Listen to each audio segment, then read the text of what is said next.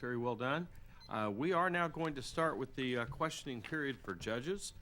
We will try to keep these as evenly distributed as possible, and we'll start with any member of the panel who would like to address a question to either team. Yes, ma'am. I'll jump in. Is this on? I'd like to address my question to the positive team. You spoke about the practicality of adaptation and some of the things, people being able to respond to sea level rise. The human species was going to have to adapt to living without coral reefs. And you also talked about the ability to adapt locally and have things be tailored to certain nations. I would ask you to address the practicality of responding with adaptation to more pervasive impacts of carbon dioxide emissions, such as ocean acidification.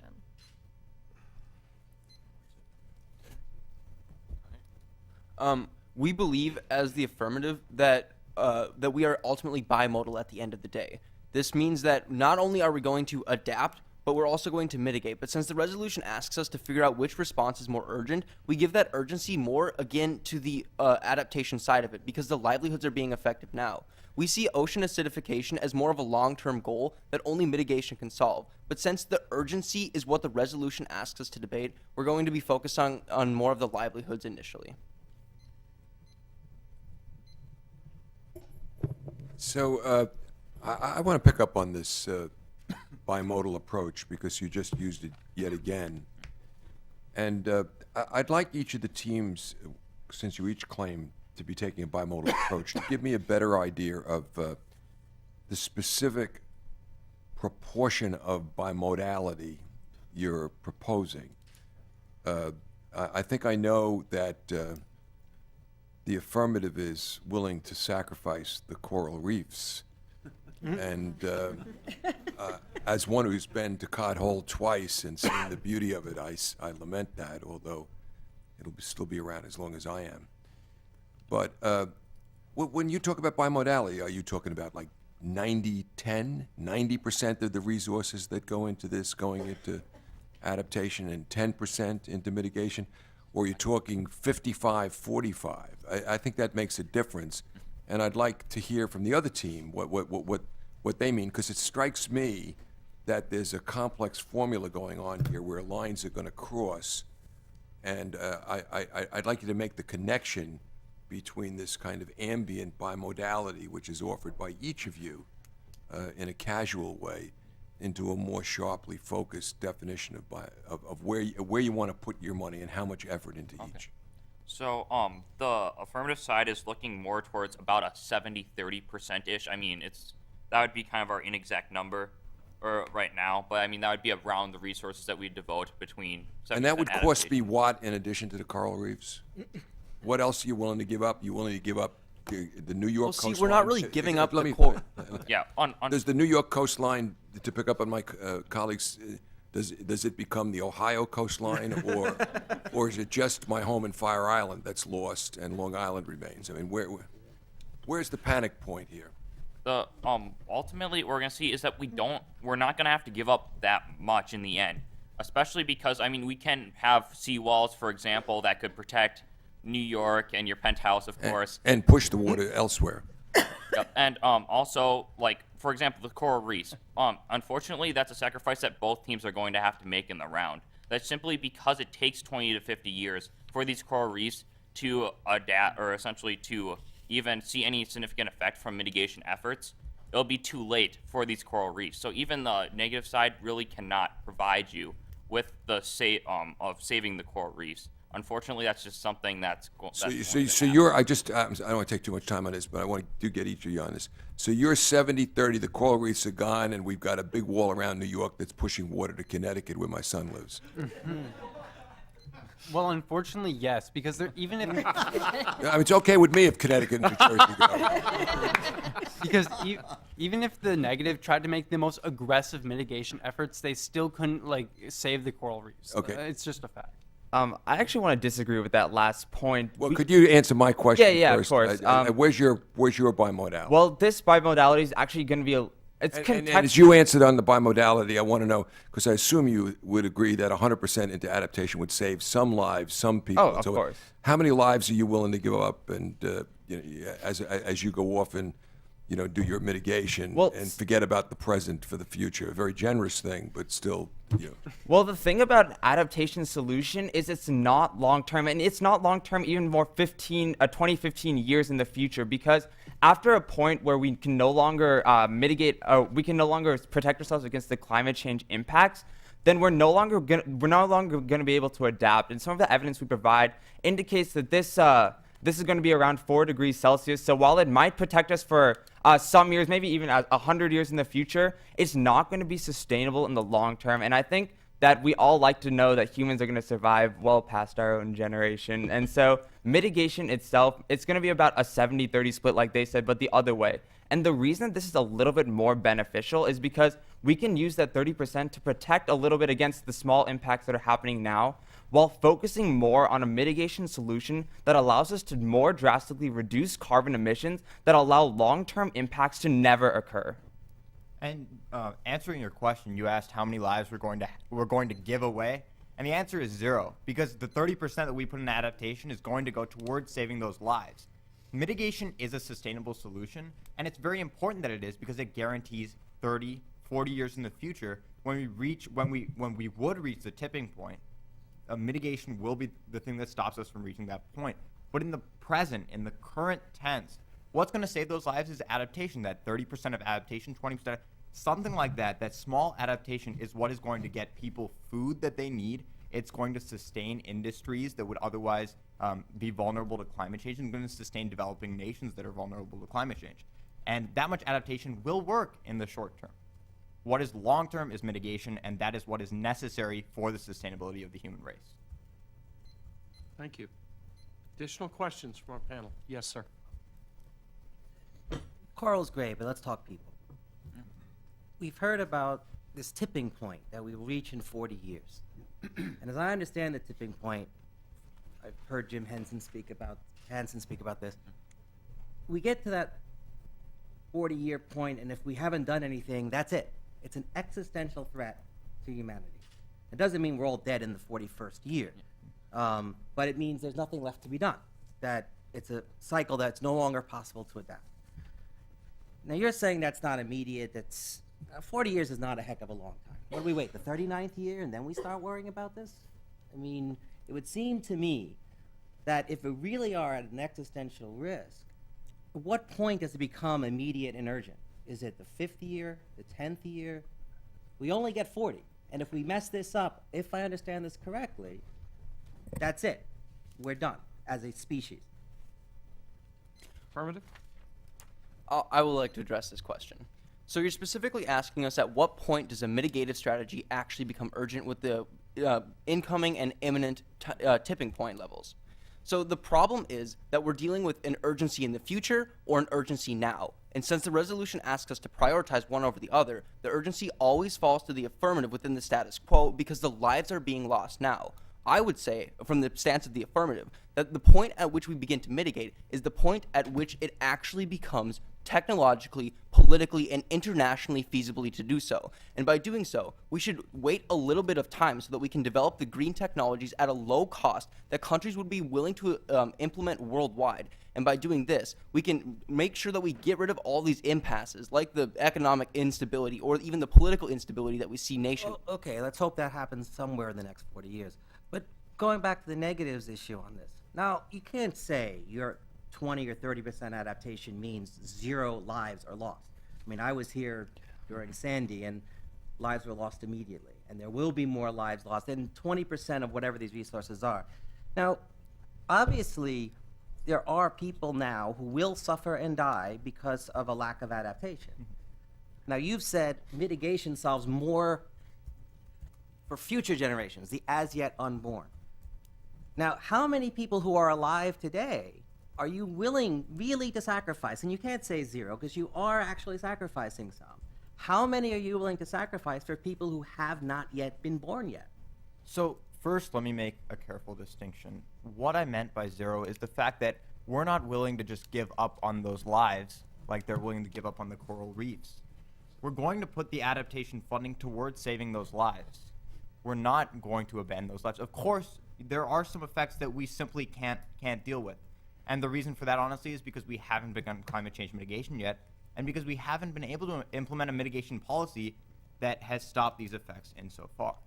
And I also want to contrast that with adaptation as well. There's no guarantee that just prioritizing 80% or 70%, as they say, to build a large amount of seawalls or something will actually even save a number of lives as well. Because as we go on, as we progress closer to this tipping point, and as we pass this tipping point as well, these storms become even more massive and even larger. So I know, John Sexton, your penthouse is very nice, but it won't be there in 50 years. It won't be there come these times as well. And so we have to understand that mitigation is the only way we can even preserve these natural architectures and these human lives in the long term as well. Questions from the Just panel? as a point of personal privilege, Certainly, sir. I think the apartment you're referring to is the university's penthouse. I don't live in it. I live in a low floor, which will be flooded very quickly. So even sooner than 40, 50 years, you'll be out of a house then. Another question from our panel. I've got it. Yes, ma'am. I'm interested because I agree the framework debate is the debate. It is. And your assessing urgency is what it's all about and how you define that and how we buy whether those definitions are appropriate. So I'm interested because the 70-30 is just tossed around and we're discussing political and economic will to engage in anything. And right now, it's very hard to get anything done. And there are very general statements being made about folks with a lot of resources and their unwillingness to invest them, and folks who don't have enough resources. So first of all, I'd like you to both do this, but I'd like to start with the negative. When you talk about mitigation strategies, you just said, well, we really haven't done this yet, so we need to get started. But you've got a whole list of places where it has started. And so the question is, do we have in the next 40 years some way to make a serious impact out of these pilot programs here and there that may or may not 2 days ago have been rejected or whatever? Because the time frame debate is all over the place in here. And we're making assertions about 70-30 that nobody's really calling you and asking you to defend, but you're both willing to say 70-30. I'll just take the other side of what they said. But at the end of the day, your strategies also depend on A, stuff being ready, B, our ability to pay for it, and C, having the will to expend those resources when we can't even agree about gun control and other things that are imminent, budget debates, whatever. How do you rise to the top on the negative with your mitigation strategy as a practical element vis-a-vis their claim it needs to be? So I'm going to look at the first part of your question. I think my partner's going to answer the second part of your question. But the first part of the question focusing on the, effectiveness of mitigation and effectiveness of these policies as well. So when we look to Tokyo over a 2-year span, they were able to reduce emissions by 23%. In the European Union, that number was around 10% as well. So we can see that these cap-and-trade systems are really actually effective, and they do have the capacity to reduce emissions as well. So when we're looking at this 40-year time span or comparing that as well, we know that we can reduce emissions, and it's possible to prevent us from reaching that tipping point as well. But what do we have to give up to do that?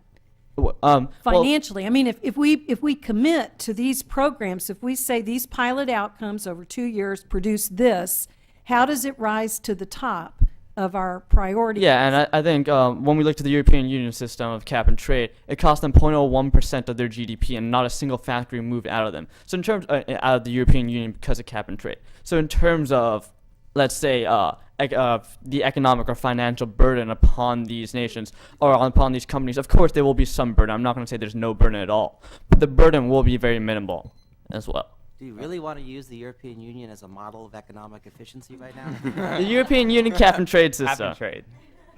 And I believe the also- question was also directed at the affirmative team. Let's give them a shot at it. Sounds good. The reason that these measures can be practically implemented is because there's been many success in doing so already. For example, development. You can look to the example of Northern Darfur, which actually used many crop rotation methods in order to decrease their vulnerability to climate change, as well as boost yields to climate change, yielding both a practical response as well as adapting to climate change devastating effects. as well addressing the point of funding you mentioned. The United Nations just gave $516 billion for development aid as well as to assist in adapting to climate change itself. So there has been pledges for funding made available to these nations. So it would be, we can fund adaptation efforts across the globe. Ms. Wade, do you mind if I answer the part of your question about the political will? You can. So you're saying adaptation is being funded now? Yeah, yes. It's There's working just now. In 2012. It's the working now. Yes. Yeah. Okay, so See where they go. as this debate's become a comparative one, we can look at the cost of adaptation is much greater than mitigation, which makes it a much more politically contentious decision. If you looked, there was a projection that indicated that if a storm like Hurricane Sandy was to occur again, just to protect New York with seawalls would cost $15 billion. Now, that's just New York. You have to protect much more of the East Coast and as these storms get worse and worse, you have to pay more and more money to protect areas against these larger and larger storms. Now, obviously, that's not a very politically viable decision when people are more tight on spending money. When you can look at a cap and trade solution, which doesn't actually force the government to spend any money and is now receiving more global political implementation. Let me just say one more thing, and then I'll let. If adaptation is being funded now, is it urgent? Of course, yes, it is, because right now we this money from the Rio Plus 20 has still not been given away to every single to these nations and to every single nation to adapt to climate change. So there are still people suffering. Again, look back to even the Christian aid evidence that says that there are still people that are going to face migration and have to leave their homes. So there's obviously still urgent impact of making sure that these people can sustain their livelihoods as well as their lives in regards to climate change. Okay. Mr. Brewer? Is the, to the negative, do you accept the premise that, well, let me take a step back. If we adopt your plans, your proposed mitigation efforts, do we save Manhattan? Yes, in the long term, yes, you would save Manhattan. Are there any significant changes to, for instance, that area of the coastline Well, over the next 15 years, 20 years, 40 years? To be honest, that's something we don't know. That depends on how effectively and how much we prioritize mitigation. But yes, that is the goal. The goal depends on a few critical things. First of all, it's ensuring that all the ice doesn't melt, because that will drastically increase the sea level, which will increase the sea level, and therefore that will affect the impacts that weather disasters have on New York. But then another aspect of that is actually going back to coral reefs. Coral reefs actually play an important part as natural seawalls. And so if they are destroyed, New York loses a lot of its own capabilities. So ideally, the goal is, yes, with mitigation, we can protect New York from. Well, I want to ask you about that. disasters. If we shift our funding, the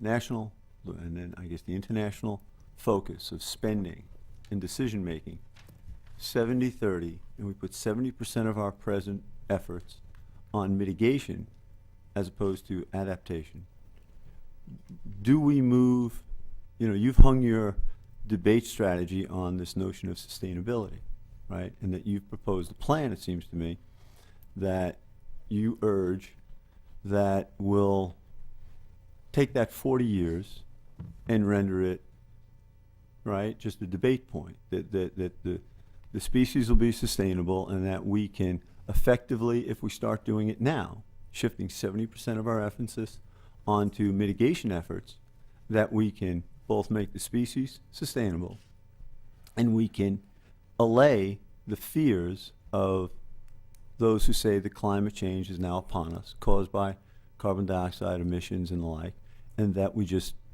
can't stop those horrible effects that the affirmative says we need to start responding to immediately, because they are inevitable, they have occurred, and they're now going to start to cascade. The negative impacts are going to start to be recognized over the next couple of 3 decades. So do I have it right? Is that your strategy? If we take 70% of our global effort and put it now on mitigation, we can solve the problem and the horribles that the affirmative tells us about will not occur. Is Yes. that your belief? Yes. Okay, what evidence do you have that supports that? We have a couple of pieces of evidence that supports this. First of all, we indicate for the carbon sequestration argument, one piece of evidence indicates that if we invest in carbon sequestration and prioritize funding now to ensure that carbon sequestration becomes more commercially viable at a faster rate, then we're going to then this solution almost alone will be able to significantly reduce the amount of carbon emissions. Now, obviously, this solution is not going to be alone. We're able to use carbon sequestration in tandem with solutions such as cap and trade. And these cap and trade policies, how they work is that you set a cap at a certain rate, and after a year or so, you can review the cap, and you can continue to lower the cap and that would continue to lower emissions. So at that rate, you'd be able to effectively push this 40 years back to never happening. Well, I just want to extend on that issue just for a second. Do you have any evidence, or perhaps, and you don't have to read it to us, you just have to point it out, to me at least. It convinced me that if we adopt your 3-point plan, that adaptation is no longer a need, that mitigation, that the 70-30 emphasis on mitigation solves the problem that the affirmative says is upon us. Well, when we implement these solutions, like I said before, and the evidence that I was talking about, I was just talking about what it does. One of the things Brad Plumer, a reporter from the Washington Post who cites some scientists, indicates that if we actually reduce these cap and trade and continue to implement cap and trade, make it more effective, and we're able to lower the caps more and more, as carbon emissions are reduced, which is the main cause of global warming, which I don't think is contested. As carbon emission is the main cause of warming, and that goes away, then the impacts of warming also go away, because the source that causes warming, as that diminishes, the impacts of warming also diminish. And so in that case, we would not need an adaptation solution in the long term. David, is it fair for me to address Go right ahead. the affirmative? Thank you for that. It seems that you've pinned your strategy in the debate upon the belief that it's occurred. The problem is here, and we can't fix the problem merely that if we went to a 70-30 spend, decision making in terms of allocations of resources towards mitigation, that we're going to have lives lost, billions and tens and hundreds of billions of dollars of property damage and the like, that will start to occur over some period of time that we just need to start to adapt to now. Is that your strategy? Yes. Okay. But your approach, as President Sexton pointed out, is bimodal. So you think that mitigation efforts should continue? They should continue, yes. There's nowhere in the resolution that says that we have to completely eliminate our mitigation efforts, merely that we should focus more on adaptation and the impacts that are occurring now. No, we get that part of the debate. Do you share a common ground with the negative that ultimately enough money spent in plugging the hole in the leaky boat can stop it from leaking? Yeah, eventually, but right now the hole is too big. Even if we invested 100% of our money into mitigation, it's not politically practical and it's not technologically practical to implement these measures now. So let's wait a couple years, adapt to the consequences urgently now, and then we can mitigate in the future. So part of your strategy in approaching the debate really does come down to your definition, your definitional offering of should as What is practical, probable? Yep. probable into practical, right? And so you tell us in your position that it's just not practical to try to convince people to spend a lot of money today on mitigation efforts that would ultimately be successful, because you agree, right? We Yeah. can mitigate and eradicate the problem at some point. Yeah, if we could implement them, but right now we can't. Right, so so there's going to be some, your supposition is then that there's going to be some sacrifice that's going to be made merely because we don't have the political will to concentrate our greater effort on mitigation now, and therefore your plan is we better adapt to that today. I got it. Thank you. Yes, ma'am. I'd like to follow up on the question of carbon sequestration and address this actually to you all. Because you have talked about that as part of the mitigation strategy, but we haven't discussed the significant risks that are associated with many of the carbon sequestration techniques, including the injection of carbon into gas and oil voids, salt domes. There's a lot of discussion in the ocean world about iron fertilization and sequestration in the Antarctic. So I'd like to ask you, are the risks of engineered solutions for mitigation worth it, both with respect to the physical risks as well as with respect to the political risks, that if politicians think that we have a way to engineer our way out of this problem, they don't need to address the carbon emissions reduction question? So, I want to start a little bit at the end of your question where you started talking about certain solutions like iron fertilization and oceanic sequestration. We do not support these solutions, and the reason for that is because they're unpredictable. Like you said, they support many of the dangers that you've already talked about. Iron fertilization, you start tampering with biology in the ocean, and we're not entirely sure what will happen. Oceanic sequestration, we're not sure whether the carbon will stay there. This is why we argue for terrestrial sequestration, because we know that it's reliable. It's been in use, and there have been a set of 20 experiments in the Department of Energy that has shown that injection technology works. Now, Those are experiments on a very small scale compared yes, to what you're now, talking about. There's always some risk, and this is why planning is crucial. When you plan correctly for terrestrial sequestration, you can avoid many, almost all of the problems that will come with terrestrial sequestration. It's the reason that cap and trade is our main policy, and sequestration is a policy that must be instituted as technology develops to support sequestration, to support cap. And now I'd like to address your point of like leakage or carbon just potentially escaping and the risk of that as well. According to the director of the Natural Resources and Environment at the GAO, that 99% of CO2 stored in select formations will likely be retained over 100 years. So we can see that from this statistic right here, that there's that of course we have to be careful, obviously. But if we were to do this effectively as well, and to address this problem as carbon sequestration is another way to reduce the amount of carbon in the air and to properly mitigate as well, that there's possibility for this to occur as well. And what about the political risk? The political risk of sequestration, right? The political risk of having an engineered solution so that there's less, it reduces the political will to mitigate because it becomes circular. Yeah, I see what you're saying. That sequestration is not the singular solution we propose, and we don't believe that we can only stick to sequestration alone. And that is why we propose having cap and trade as a way to reduce the amount of carbon we have to inject in the first place.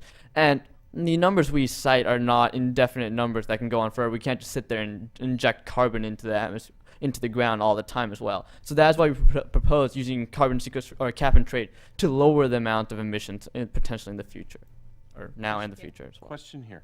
Yeah, this idea of a tipping point is interesting, and we seem to have accepted that there is a tipping point coming in 40 years, and is that the 2 degrees idea? What if? I mean, how does it affect your argument if we didn't, if we remove this as a certainty?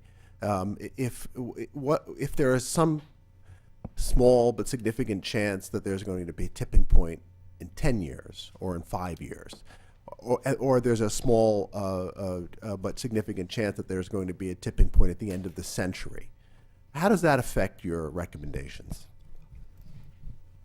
Well, it obviously depends on the situation. Let's first address the 5 to 10 year tipping point range. That just means the mitigation has to be even more prioritized. Obviously, at that point, it's pretty likely that we'll go a little past the tipping point. But if mitigation is the priority solution and resources are properly allocated towards a mitigation solution, then we'll be able to ensure that we don't go far past the tipping point. And what this means is that while some ice might melt, not the entire ice sheets will melt. And so we'll be able to mitigate the magnitude of the climate change impacts, whereas an adaptation solution would not be able to do this. Now, you also talked about a 100-year tipping point. That would also further help mitigation because this gives us more time to effectively implement this mitigation solution on as broad a scale as we possibly can and make it the most effective that we can. Let's the affirmative respond to that. Okay. I understand that you talk a lot about tipping points in your book, which I've read, of course. And what the main issue here is that we're dealing with a difference of tipping points in the near future or tipping points in the long term, say in the order of 100 years. And what the affirmative really believes is that the further and closer a tipping point is, the more highly unlikely that it's going to be that any sort of mitigative efforts will be able to actually alleviate and circumvent that tipping point in total. We believe that especially our Solomon evidence that indicates that it's going to take 1,000 years to actually cool really highlights this aspect because the tipping point is going to be exceeded regardless. Furthermore, after 16 years of failed negotiations since Kyoto, it seems pretty implausible that the negative team will be able to garner some sort of idealistic support for a mitigative goal, which they still haven't proven as practical in the round. So, dealing on the order of closer, it is more impractical than ever. But further away, we believe that the tipping point may be more likely to circumvent. However, up until that time, we need to adapt simply because we're feeling the consequences within the status But quo. this is an important point, and I want to follow up on what Mr. Brewer said and also what Professor Wade said earlier about this is becoming a framework. It's very important to you that we will not do this. And that's, we will not mitigate, therefore we should adapt. But does proving that we will not actually prove that we should not? I mean, for instance, I'm not a big exercise fan. That doesn't mean I shouldn't do more exercise. By proving that we won't do it, does that in any way affect the question of whether we should do it? Ultimately, no. Once again, looking back to our definitions, the should implies that probability. If there's no chance that something's going to happen, there's no reason to make the most urgent response, or else we were just throwing away our resources. And that's what we're trying to get at, is that simply there are right now too many hurdles for mitigation to climb over. So because it is not probable, it should not be the most urgent response, because instead of saving lives right now and livelihoods, we could be throwing away these resources at something that may not actually be effective, especially regarding tipping points. But if they're not going to do it, how are we throwing it away? If you're saying they won't give these resources, how are we throwing them away? Could you clarify the question again? You said there's no political will to invest these resources. Yeah. Therefore, we shouldn't prioritize it because we'd be wasting the resources. But I don't get that. If there's no political will to do it, how are we wasting them? Because they would be an ineffective response. I mean, if whatever, the United States decides that, well, the rest of the world is not going to devote resources to climate change, but we will, it ultimately will have little impact on the climate overall because of all the other nations' unwillingness to do so. So that, sure, if the United States or one country could do something, it would not be effective, and it would be the United States wasting its time and effort of trying to mitigate when we could be adapting and trying to help the rest of the world survive impacts of climate change. Is it mostly, just to extend on that if I might, just a little bit, it's really the time. You're saying that we'll just lose time because we don't have the political will today Exactly. to orchestrate this this necessarily coordinated response. Therefore, why not use the time to pursue adaptation? Exactly. Is that it? Got it. This debate ultimately is about urgency. So. Maybe one or two more. Go right ahead. I'll try to make it quick. We've talked a lot about urgency with respect to temporal aspects of this debate, but we haven't really talked much about the magnitude of changes. And this is a question for the positive team. Most of the models that we're basing our analyses on now are trajectories of our oil and gas use, as well as our reserves as they were understood 10, 15 years ago. And yet there's a lot of things changing. The tar sands aren't calculated into the debate. The new technology that's just been developed in Japan for tapping the ice methane that's down on the seafloor, none of that's been calculated in. So I would like to ask you, with respect to your point about urgency, if those models predict that the changes are going to be much more dramatic, much quicker if we tap into those resources. How would that impact your analysis that adaptation is still the best approach? Primarily, we have to look at the actual reason why these resources are being tapped. Coming from North Dakota, fracking and a lot of oil production is extremely commonplace, especially in the western half of our state. And the main reason that this occurs is for the economic productivity that we've garnered. Yeah, North Dakota is the only state in the union that has an actual budgetary surplus, and this is because we're primarily looking at the actual benefits that we can receive from tapping these previously untapped resources. So when we're factoring this into the debate, we ultimately find that as the world relies more and more on energy to develop, we'll need more and more fossil fuels. And so climate change will ultimately accelerate itself as all of the world tries to emulate the West's success.